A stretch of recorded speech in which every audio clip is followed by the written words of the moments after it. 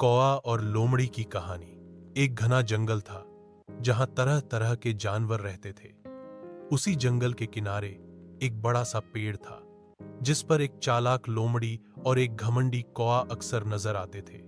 कौआ अपनी तेज उड़ान, काली चमकती पंखों और ऊंची उड़ान पर बहुत घमंड करता था।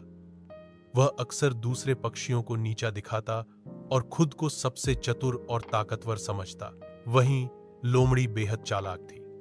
वह बोलने में मीठी लेकिन दिमाग से बहुत तेज थी। वह जानवरों से मीठी बातें करती और अपनी चालाकी से अपना मतलब निकाल लेती। कौआ और लोमड़ी के बीच कोई खास बातचीत नहीं होती थी, लेकिन वे एक दूसरे को पहचानते जरूर थे। कहानी की शुरुआत एक दिन की बात है।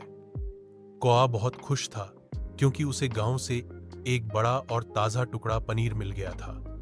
वह पनीर को अपनी चोंच में दबाकर उड़ता हुआ उसी पेड़ पर आकर बैठ गया जहां वह रोज विश्राम करता था। उसकी नजरें इधर उधर थीं कि कहीं कोई उसका स्वादिष्ट पनीर न छीन ले। तभी नीचे से लोमड़ी की नजर उस पनीर पर पड़ी। लोमड़ी के मुंह में पानी आ गया। वह सोचने लगी, अगर मुझे यह पनीर मिल जाए तो आज का खाना शानदार हो जाएगा। लेकिन यह कौवा तो घमंडी है, खुद से कुछ नहीं देगा। मुझे कोई तरकीब लगानी होगी। लोमड़ी की चाल लोमड़ी ने अपनी चालाकी का इस्तेमाल करने का निश्चय किया। वह पेड़ के नीचे खड़ी हो गई और कौए की तरफ देखकर मीठे स्वर में बोली, अरे वाह, क्या बात है। ऐसा सुना है कि इस जंगल का सबसे सुंदर और बुद्धिमान पक्षी कौआ है, लेकिन आज पहली बार मैं इसे अपनी आंखों से देख रही हूं। कौआ ने यह सुना तो उसका घमंड और बढ़ गया। उसने अपनी छाती फुलाई और ऊंचा बैठ गया। लोमड़ी ने फिर कहा, आपकी चमकदार काली पंख, वो तेज आंखें और मजबूत चोंच वाकई अद्भुत है, लेकिन एक बात का मुझे अब तक जवाब नहीं मिला। क्या आपकी आवाज भी उतनी ही मधुर है जितनी आपकी शक?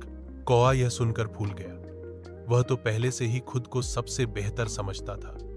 अब वह लोमड़ी को अपनी आवाज भी सुनाना चाहता था। कौए की गलती। लोमड़ी ने चालाकी से जाल बिछाया था और कौआ उसी में फंस गया।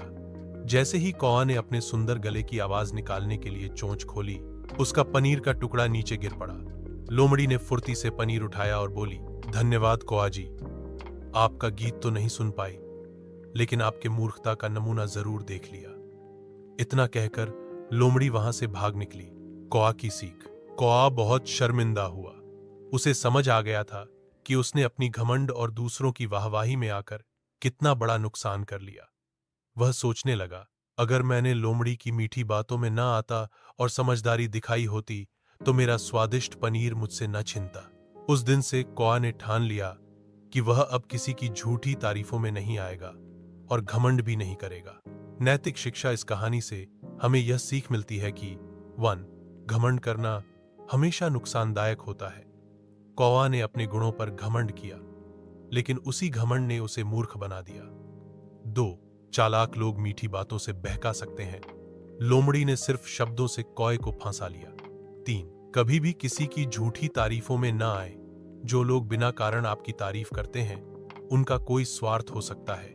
4. बुद्धिमानी और सतर्कता जरूरी है। सतर्क और समझदार रहकर ही हम धोखा खाने से बच सकते हैं। कहानी का निष्कर्ष। जंगल की इस छोटी सी घटना ने कौए को जीवन का एक बड़ा सबक सिखाया। उसने घमंड छोड़ दिया और अब वह दूसरों को भी यह सीख देता कि अहंकार और चापलूसी दोनों से दूर रहना ही समझदारी है। इस प्रकार कौए और लोमड़ी की यह कहानी केवल एक मजेदार किस्सा नहीं, बल्कि एक गहरी सीख देने वाली प्रेरणादायक कथा है। अगर आप इस कहानी को बच्चों के लिए चित्रों के साथ या कविता के रूप में भी चाहते हैं तो बताइए, मैं वो भी बना सकता हूँ।